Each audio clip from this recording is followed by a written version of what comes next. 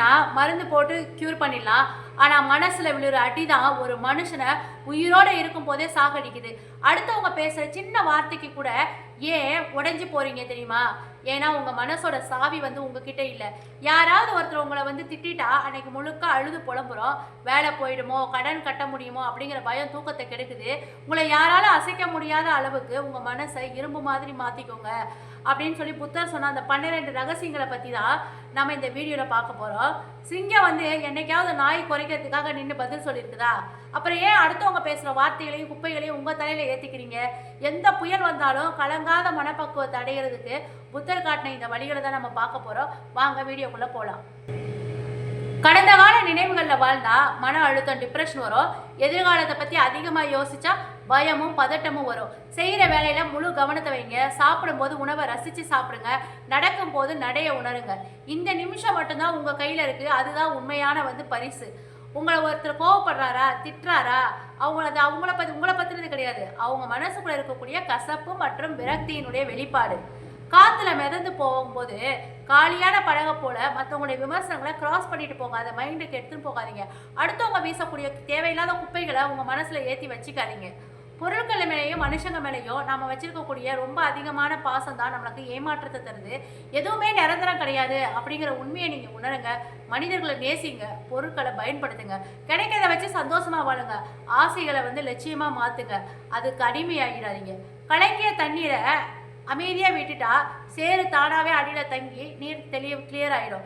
அதே போல தான் மனசு குழப்பமாக இருக்கும்போது அவசரப்பட்டு முடிவெடுக்காமல் நம்ம பொறுமையாக இருந்தோம்னா நம்மளுடைய மைண்டும் தெளிவாகும். உடனே எதிர்வினை ஆற்றாதீங்க. கோபம் வரும்போது 10 நிமிஷம் கண்ணை மூடி அமைதியாக நிதானமாக சிந்திச்சுக்கோங்க. மன்னிக்காமல் இருக்கிறது நம்ம விஷத்தை குடிச்சிட்டு எதிரி சாகணும் அப்படின்னு நினைக்கிற மாதிரி. மன்னிப்புங்கிறது அடுத்தவருக்கானதில்ல, உங்களுடைய சொந்த மன அமைதிக்காக. நடந்த சம்பவங்களை ஒரு பாடமாக எடுத்துக்கோங்க. அந்த நபரை மனசுக்குள்ளே மன்னிச்சு அந்த பாரத்தை இறக்கி வச்சிருங்க. இந்த உலகத்தில் மாற்றம் ஒன்று தான் மாறாதது. மனிதர்கள், சூழ்நிலைகள், காலம் எல்லாமே மாறும்.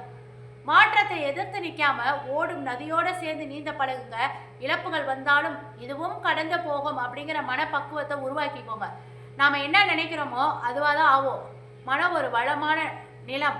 நேர்மறை எண்ணங்களை விதைச்சா அது நந்தவனம். எதிர்மறை எண்ணங்களை விட்டால் அங்கே முள்செடிகள் தான் வளரும். கவலை அப்படிங்கிறது எண்ணங்களை வரக்கூடியது. அதுக்கு அடிமையாகாமல் ஒரு சாட்சியாக மட்டும் நின்று கவனிங்க. எதிர்மறை மனிதர்கள்கிட்ட இருந்தும் செய்திகள் கிட்ட இருந்து விலைக்கு போங்க. 1000 போர்க்களங்களில் வெற்றி பெறதை விட உங்களை நீங்களே வெற்றி கொள்வது தான் சிறந்த வெற்றி. தூக்கம், உணவு, உடைப்பயிற்சி, ஒழுக்கம் இதில் கடைபிடிங்க. சோம்பேறித்தனத்தை காரியங்களை தள்ளி போடுறதையும் அவாய்ட் பண்ணுங்க. பகையால் வெல்ல முடியாது, அன்பால் மட்டும்தான் வெல்ல முடியும். அடுத்தவங்களை காயப்படுத்துறதை விட மன்னிச்சு கருணை காட்டுறது தான் நமக்கு அதிகமான ஸ்ட்ரென்த்து தேவை. மற்றவங்க இடத்துல இருந்து யோசிச்சு பாருங்களேன். வாயில்லா ஜீவன்களுக்கு, கஷ்டப்படும் மனிதர்களுக்கும் சின்ன உதவிகளை கருணையோடு செஞ்சு பாருங்கள். உங்கள் மனசு ரொம்ப சாந்தமாக நல்லா ஃபீல் பண்ணுவீங்க. உங்களுடைய வார்த்தைகள் மௌனத்தை விட அழகாக இருந்தால் மட்டும் பேசுங்க. வீண் விவாதங்களும் சத்தமும் உங்களுடைய ஆற்றலை விரயமாக்கும். பதிலுக்கு பதில் பேசாதீங்க. நிதானமாகவும் மௌனமாகவும் இருக்கும்போது உங்களுடைய ஈகோ அழியும். முடிவில் தெளிவு பிறக்கும். சூரியன், சந்திரன், உண்மை இந்த 3த்தையும் ரொம்ப நாளைக்கு மறைக்க முடியாது. பொய் பேசுகிறவன் எப்போவுமே பதற்றத்தோடையே தான் இருப்பான். உண்மை பேசுகிறவனுக்கு எப்போவுமே பயம் இருக்காது. பிறருக்கு பயனுள்ள நேர்மையான கனிவான உண்மைகளை மட்டுமே பேசுங்க. காலையில் பொழுது விடிஞ்சால் சூரியன் வருவான்.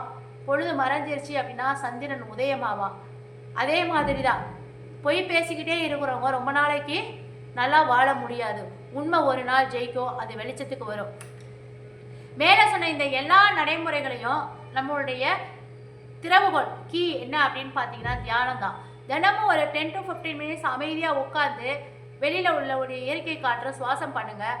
மனதிற்கு ஒரு கூர்மையான கவனத்தையும் ஆழ்ந்த அமைதியையும் கொடுங்க. கடந்த கால பாரங்களை அடுத்தவருடைய பேச்சையும் சுமந்துட்டு இருக்கிற வரைக்கும் உங்கள் மனம் லேசாகாது. பாரங்களை இன்னைக்கே இறக்கி வச்சுருங்க. இந்த 12 விதிகளில் உங்களுக்கு ரொம்ப பிடிச்ச விதி எது அப்படிங்கிறத மறக்காமல் கமெண்ட்டில் சொல்லுங்கள். தொடர்ந்து இது போன்ற பயனுள்ள பதிவுகளுக்கு நம்மளுடைய சேனலை சப்ஸ்கிரைப் பண்ணுங்கள். உங்களுடைய கருத்துக்களை கண்டிப்பாக கமெண்ட் பாக்ஸில் பதிவு பண்ணுங்கள். நாளைக்கு நம்ம வேறு ஒரு வீடியோவில் பார்க்கலாம். நிறைய பேர் கேட்குறாங்க, இது ஏஐ வாய்ஸ், ஹைடெக் ஏஐ வாய்ஸ்ன்னு கேட்குறாங்க. ஹைடெக் ஏஐ வாய்ஸ் கிடையாது. என்னுடைய ஒரிஜினல் வாய்ஸை நான் லைவ் ரெக்கார்டிங்கில் தான் பேசிகிட்டு இருக்கேன். தொடர்ந்து நம்மளுடைய சேனலுக்கு ஊக்கம் கொடுக்க வேண்டியது நேர்களாகி உங்களோட கைகளில் இருக்குது.